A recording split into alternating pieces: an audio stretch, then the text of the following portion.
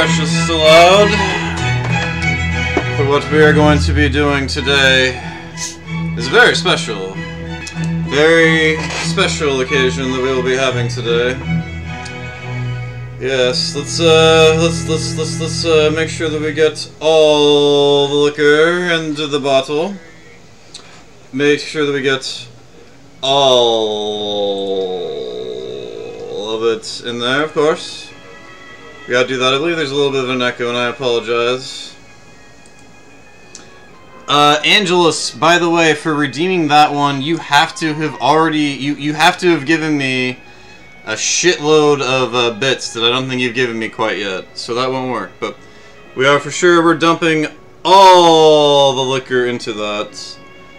You would have to have given me basically $250 worth of bits at this point. I don't think you're quite got into that level, but to everybody with your Garfield mugs, cheers. So, what we're going to be doing now is we're going to be going and reading, as I promised, from the Book of Garfield. As promised, let's move this riffraff trash down a notch. It's difficult to grab things with one hand sometimes, you know. Being able-bodied and all that, it's a privilege. But it is definitely a crime to knock your Garfield over. Normal, you guys can stand together. So we will be reading from, as I promised, the Book of Garfield. This is what has been promised to you. We shall be reading and commiserating about the Book of Garfield. We have the 9th Garfield Treasury, and allow for us to enjoy this book. We shall start at the most obvious location. Ha! Oh, I can't even make it past the intro page. In a perfect world, just look what a perfect world would be like. Why, you could vaporize annoying drivers. Elves would do your chores. Hey, can you imagine elves doing your chores? How quaint. I have my slaves do that. Oranges would have zippers.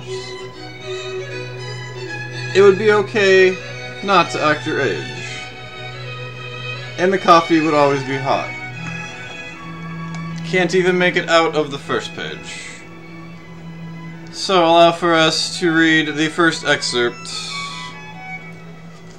which was penned in April 20th. April 20th, imagine that.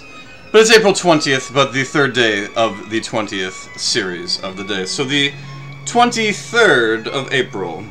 Sorry, I don't mean to hog the spotlight a little bit here, but... And this was penned in the year of 1995, which was a great year, if you don't remember. Why, I remember back in 95, there was quite the issue going on with the Sega franchise. They were not sure if they wanted to push for a 32X, or they wanted to focus on the orbit of the Sega Saturn, and that ended up causing them quite peril, if you don't recall the history of video games. So let us begin with the first line of the panel.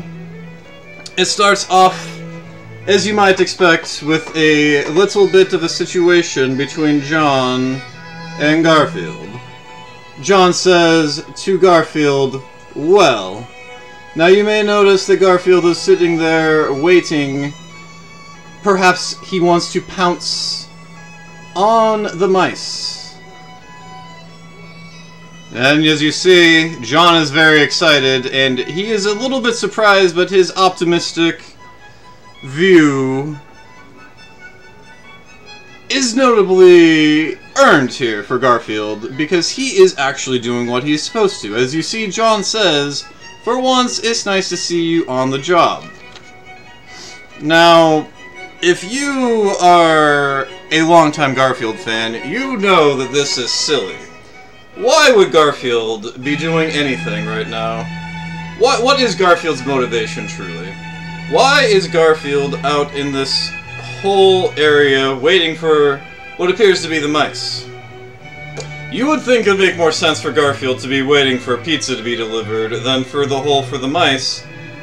Perhaps they stole something from Garfield. Perhaps he is actually just lazy and he doesn't want to move. Let us continue as we ponder the first two panels. So, it is at the turn of the next panel and the third one, where it says, "It's about time you earned your keep around here." And as I said, I agree with John, honestly. It is definitely a situation where Garfield, well, this is not very like Garfield. This seems like that perhaps him and John will get along very well, but I fear the resolution is going to not turn out in John's favor, but we'll see what's going to happen from there. Now, in the fourth panel, John is being a little bit patronizing to Garfield, I feel. He is saying, "Keep up the good work." Now,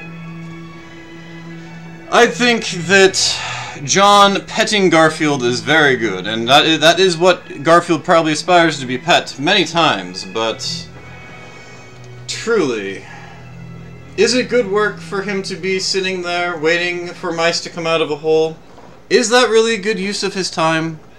Do you believe that that is proper usage of Garfield's time on what I assume is the planet Earth? That is where John Arbuckle and Garfield live, along with the hole that is there. Now, let us go on to the next panel. Now, this is the fifth panel. This one is the most difficult one to decipher, because it has the luxury, if you will, of suspense. More suspense.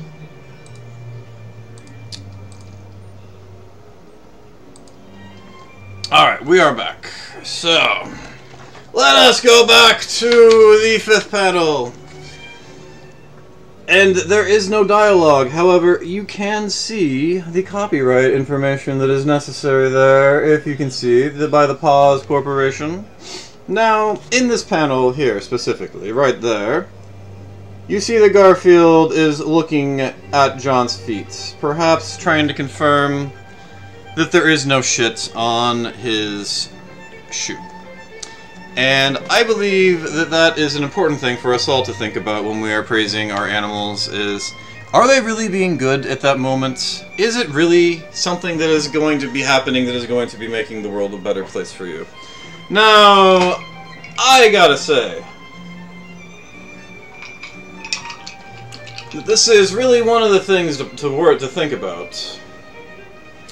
Now, a lot of times when I praise my cats, the next thing that happens is I step in their vomit. Now, they probably have got puke strategically laying around in certain places, so that way I know that I need to give them proper attention, as you might assume, because they are animals that are vain, like we are as humans.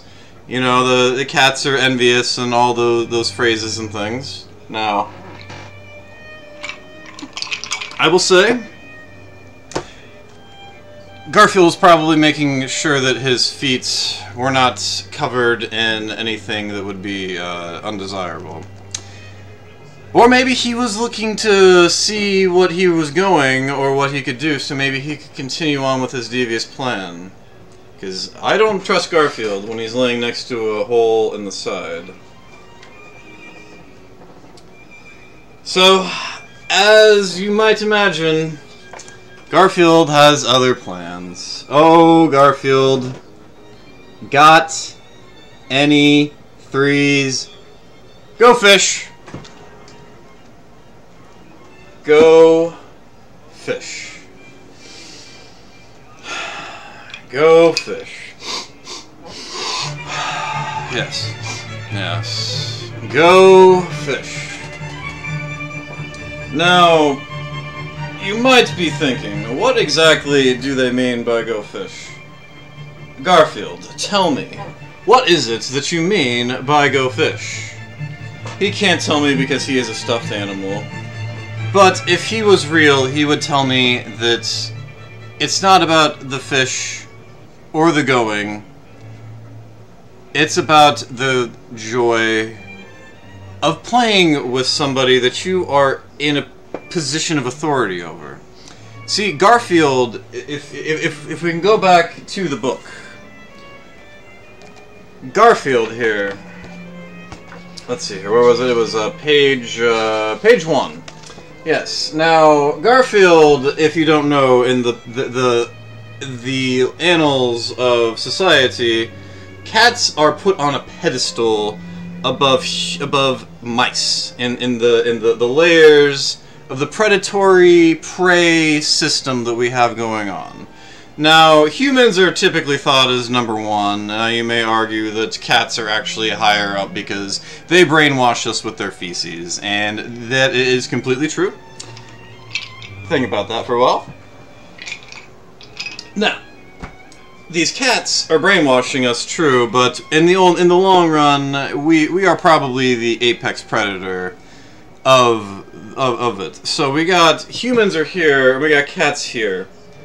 And then somewhere down here are, you know, everything else. And that includes mice. Now, Garfield is not your typical cat. Garfield would rather lay around and, you know, just hang out and watch TV, steal some of John's lasagna, push Odie off of a table, mail Nurmel to Abu Dhabi. And those are all things that are to be thought about, and that could be things that could happen. Perhaps Garfield wants to mail these mice to Abu Dhabi. I don't know. So, yeah, that is the most poignant portion of this. Is that. So, Garfield, in this position of authority where he could eat the mice, he says, and I quote, "Got any threes? Go fish." Ads have loaded. I'm sorry. That sucks. So, this has, in fact, ended the Garfield moments. I would like to thank RGC for redeeming that. We will go back to the regular streaming output coming up. And thank you all. And that has been a moment of Garfield. Thank you for all reading, and hopefully you have felt more enlightened by reading from the Book of Garfield.